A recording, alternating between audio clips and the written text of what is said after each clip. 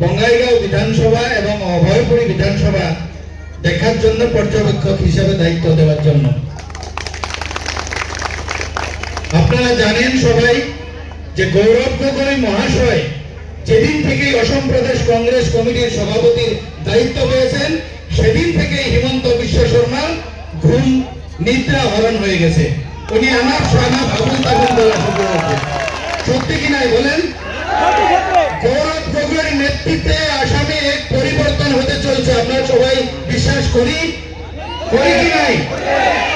গৌরব গগৈর নেতৃত্বে যেটা কোনোদিন কেউ দেখেনি, গৌরব গগৈর নেতৃত্বে সেটা আসামে আজ পরিবর্তন হতে চলছে। গৌরব গগৈর যে নতুন বড় অসম, কাকে নিয়ে? অসমে বসবাস করা প্রতিটি জাতি জনগোষ্ঠী। এখানে কোনো ধর্মের কথা নেই, এখানে কোনো জাতপাতের কথা নেই, এখানে কিছু ছোট বড়র কথা নেই, এখানে ধনী গরিবের কথা নেই। সবাইকে নিয়ে একটা বড় অসম, একটা শান্তির অসম, একটা সম্প্রীতির অসম, একটা সমন্বয়ের অসম, একটা ভ্রাতৃত্ববোধের অসম, যেখানে আমরা সবাই একসাথে বসবাস করতে পারবো। কিন্তু বর্তমান হিমন্ত বিশ্ব শর্মা এবং তার চেলা চামুন্ডারা কি চায়? যে বিভিন্ন জাতির নামে ভাগ করতে চায়, ধর্মের নামে ভাগ করতে চায়, আসামকে খণ্ড বিখণ্ড করতে চায়। তারা মাংস নিয়ে কথা বলে, তারা হিন্দু মুসলিম নিয়ে কথা বলে।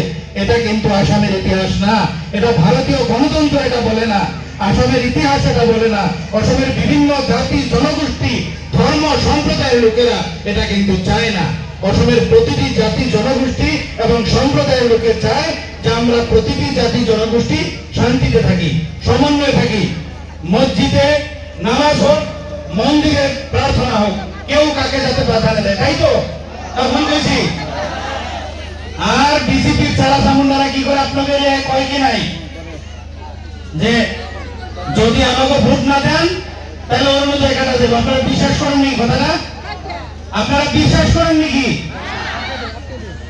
এটা কিন্তু একদম মিথ্যা কথা, এটা কোনোদিন হইতে পারে না। কারণ সরকার একটা হওয়ার পর প্রতিটি জাতি জনগোষ্ঠীকে দেখার দায়িত্ব তাদের থাকে, কিন্তু হিমন্ত বিশ্ব শর্মা নেতৃত্বাধীন যেটা সরকার এটা কিন্তু একপক্ষীয় ভাবে কাজ করছে কি নাই বলেন? তাহলে আমাদের কি লাগে? শান্তি লাগে, সম্প্রীতি লাগে, সমন্বয় লাগে, ভ্রাতৃত্ববোধ লাগে। আমি অনেক বেশি দীঘল কথা বলবো না, এখানে আছেন, উনিও আপনাদেরকে বলবেন। কিন্তু আপনাদেরকে এটাই বলতে চাই, যেখানে কোনো হিংসা না থাকে, যেখানে কোনো সংঘাত না থাকে, যেখানে জাত পাতের নামে বিভাজন না থাকে, যেখানে ধর্মের নামে বিভাজন না থাকে, কে কি মাংস খায়, কে কোন জাতের লোক, কে ইসলাম ধর্মের লোক, কে হিন্দু ধর্মের লোক, এগুলো নিয়ে যাতে ভাগাভাগ না হয়। আজকে অসমের পরিবেশ কিন্তু খুব খারাপ। আমাদের প্রত্যেকের দায়িত্ব এবং কর্তব্য এই পরিবেশকে আমরা একটা ভালো জায়গায় নিয়ে আসা, আমরা একটা শান্তির জায়গায় নিয়ে আসা, আমরা একটা সমন্বয়ের জায়গায় নিয়ে আসা। কারণ আমাদের পরবর্তী প্রজন্ম, আমাদের ছেলে মেয়ে বাচ্চা ভাই ভাতিজা সবাইকে একটা সুন্দর ভবিষ্যৎ আমরা দিতে চাই কি নাই? আমরা মরে যাওয়ার পর তারা কিন্তু একটা ভালো দুনিয়ায় থাকতে হবে, যেখানে কোনো ঝগড়াঝাটি না থাকবে, তাই তো? আমাদের কর্তব্যটা করার সময় এখন। গৌরব গগৈর হাত শক্তিশালী করার সময় এখন।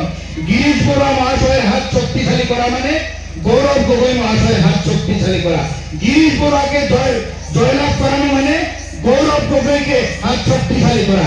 গিরিশ বড়ুয়াকে জয়লাভ করা মানে আমাদের আসামে কংগ্রেসের নেতৃত্বে সরকার যে হবে সেটাকে সুনিশ্চিত করা, এবং গৌরব গগৈ মুখ্যমন্ত্রী হবে, সেই ওনার নেতৃত্বে আসাম আবার শান্তি এবং সমন্বয়ের দিকে তাকাবে। এইটুকু আহ্বান আপনাদের প্রতি রাখছি। শান্তির পৃথিবীতে থাকুন, সমন্বয়ের পৃথিবীতে থাকুন, আমরা সবাই হাতে হাত ধরে এগিয়ে একটা মানুষের পৃথিবী গড়ি, একটা সুন্দর পৃথিবী গড়ি। এই আহ্বান আপনাদের প্রতি রেখে শেষ করছি। গিরিশ বড়ুয়া।